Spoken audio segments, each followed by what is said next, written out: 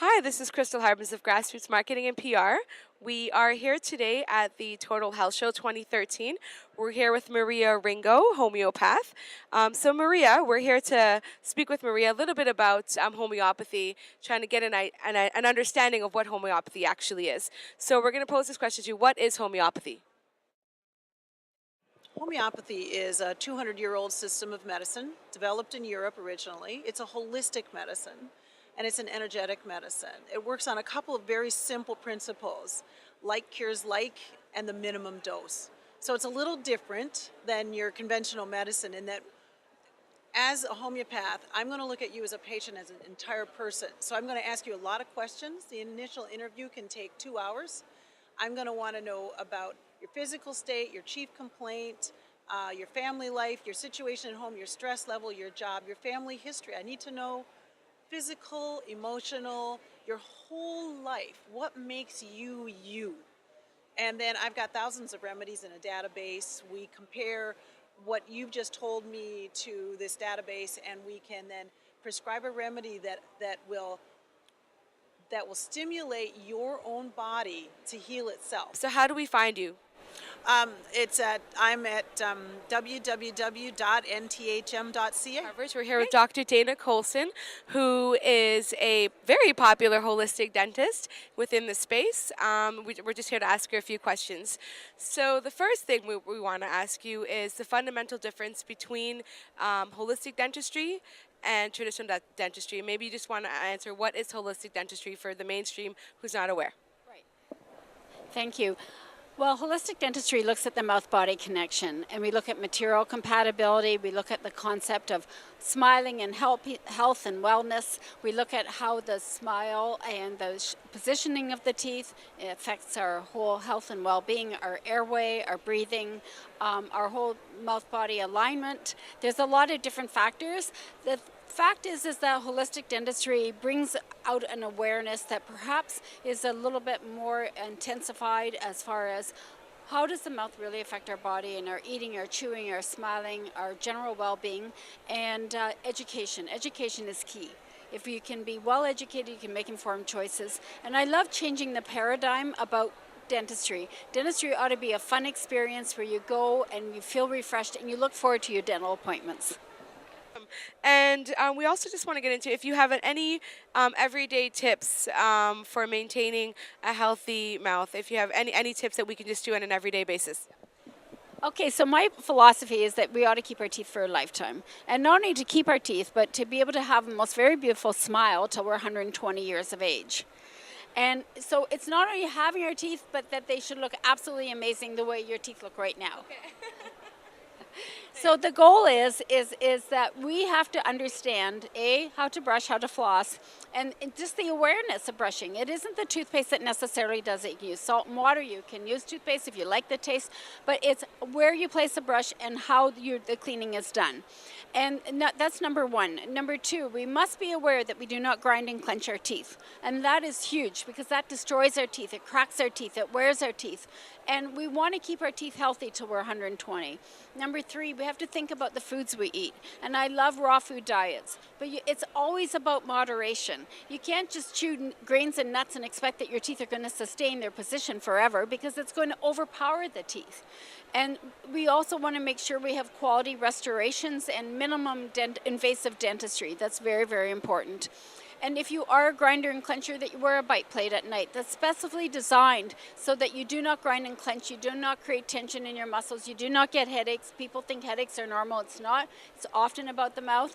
And that our teeth are in a good, wide, broad smile so that they can have good airway and that they do not snore and do not promote sleep apnea. So all of those things are important.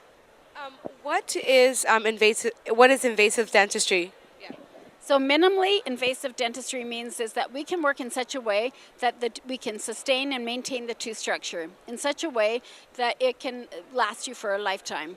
So we know how to do that these days. We work with ozone, we do very minimalist preps. We also will work with aligning the teeth and getting the teeth in the proper form and function so there is not a lot of pressures, so there is not grinding. And I've done so many reconstructions now for teeth where we get them in the proper alignment And then we can do, like, if people want veneers or crowns or beautiful bondings, we can do it without tooth takeaway. So we keep all the natural enamel, which is our gift. And enamel is our strongest bonding, so it stays. It's wonderful. We're here with Kirsty Dunn today, the owner of On The Go Cleanse. And it's springtime, spring's approaching, so we just want to know healthy products that are on the market for the spring. Everybody's looking to detox this time of year.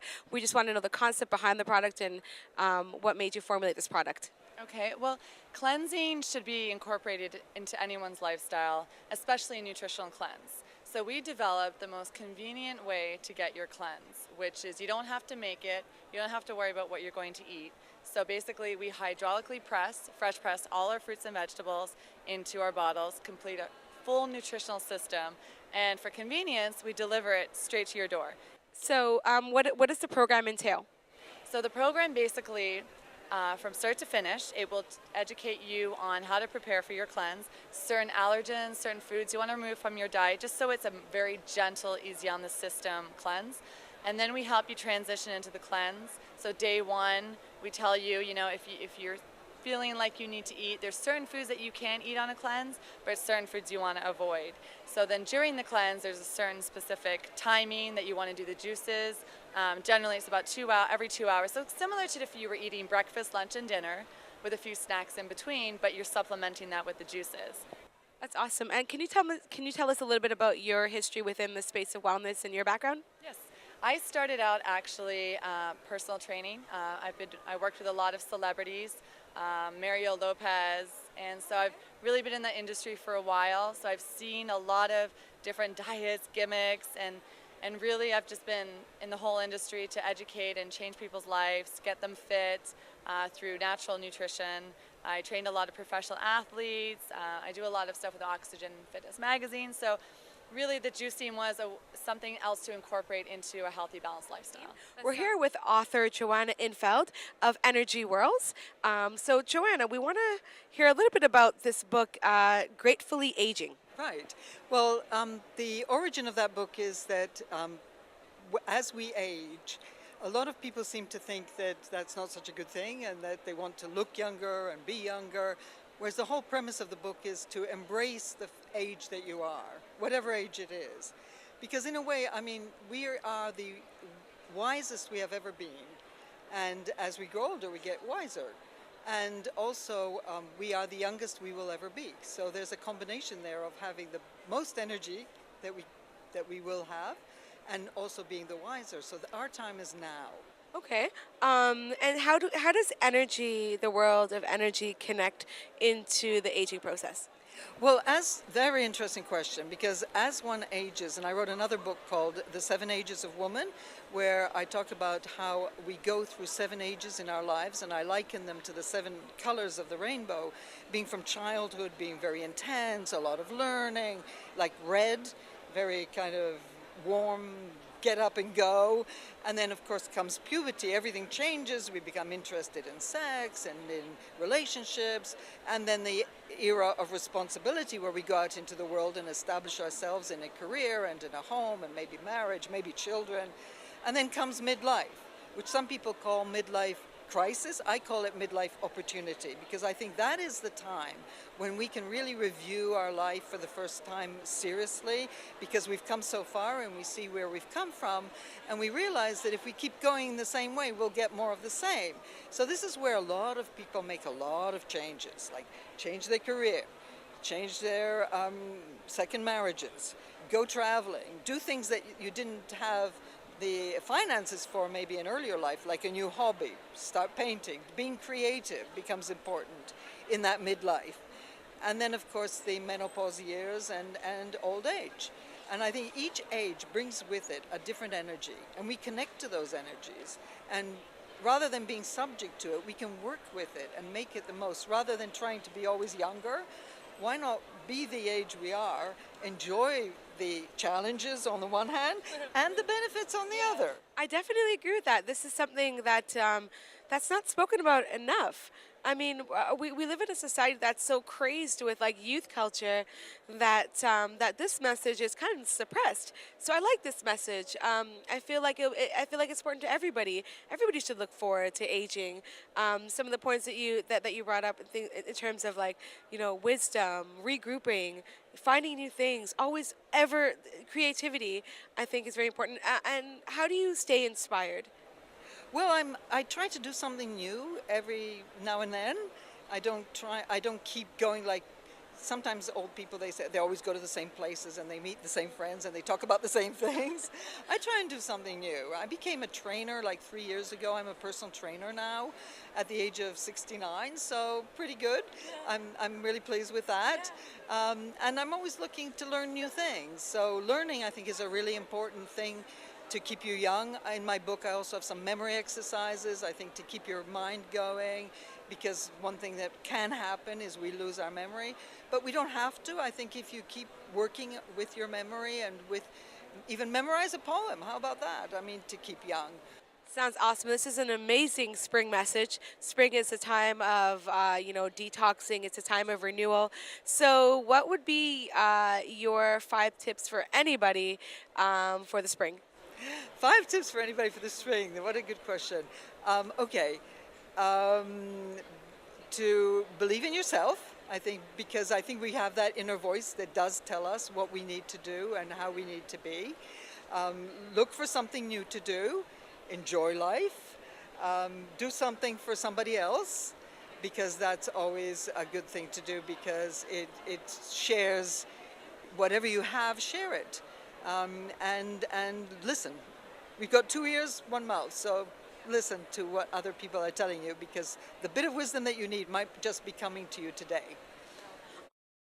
We're here with Emily Shaw from Panacea, Peru. So, Emily, tell us a little bit about your detox program.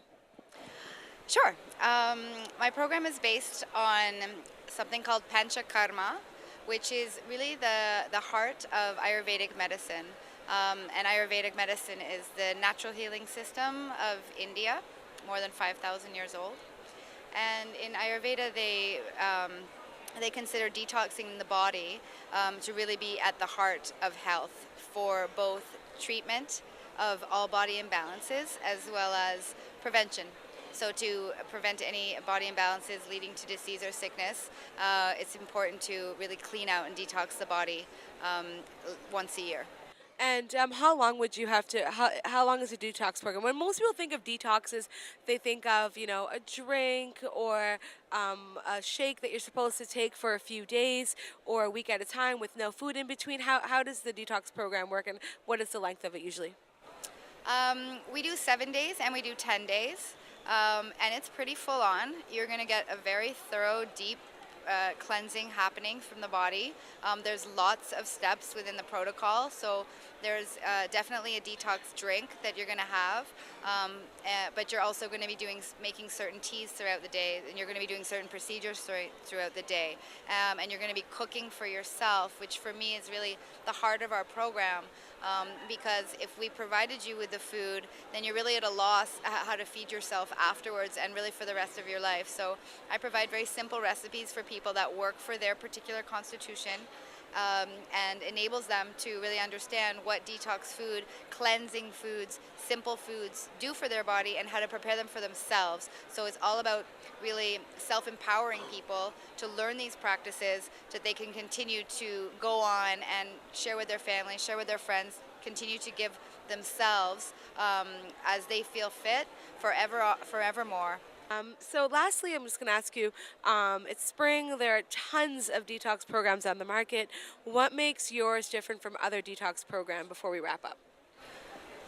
Well, what I'm doing is I'm synergizing some really quite dynamic and old systems that haven't really ever been kind of crossed in this way before. So because the system itself is based on Ayurveda, which has been around for thousands and thousands of years and is quite strong for people that aren't used to these types of systems of cleansing.